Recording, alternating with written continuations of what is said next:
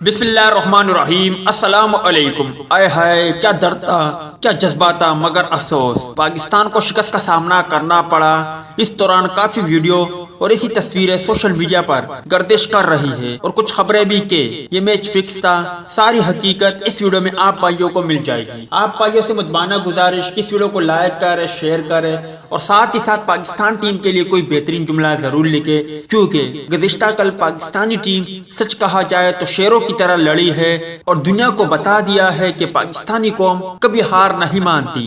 دوستو، پاکستان ٹیم نے جس طرح مقابلہ کیا، انہوں نے شیروں کی طرح مقابلہ کیا۔ محمد رضوان زخمی حالت میں کھیلتے رہے، کس طرح گوروں کو انہوں نے حیران کیا کہ کس قوم سے ان کا واسطہ پڑا، کس کے لیے، صرف ملک پاکستان کے لیے۔ اور سستے لوگ اور فکسر آ کر اب پاکستان پر بھونکتے ہیں کہ پاکستان نے آسٹریلیا کے ساتھ میچ کو فکس کیا ہوا تھا، کیونکہ آسٹریلیا نے دورہ پاکستان کے لیے رضامندی ایسے نہیں کی، بلکہ پاکستان نے آسٹریلیا کے ساتھ میچ فکس کیا ہوا ہے یا کیا ہوا تھا۔ میں ان لوگوں کو اتنا بتانا چاہتا ہوں کہ فکسنگ کس کو کہتے ہیں۔ اگر آپ لوگوں کو معلوم نہیں تو انڈیا اور افغانستان کا میچ دیکھ لے، وہی فکسر لوگ اب آ کر پاکستان پر بھونکتے ہیں۔ پاکستان اپنی غلطی پر ہارے، مگر انہوں نے آسٹریلیا کی ناک میں دم کر رکھا تھا۔ اگر چھوٹی غلطی نہ کرتے تو سچ میں آج پاکستان سیمی فائنل میں پہنچ چکا ہوتا۔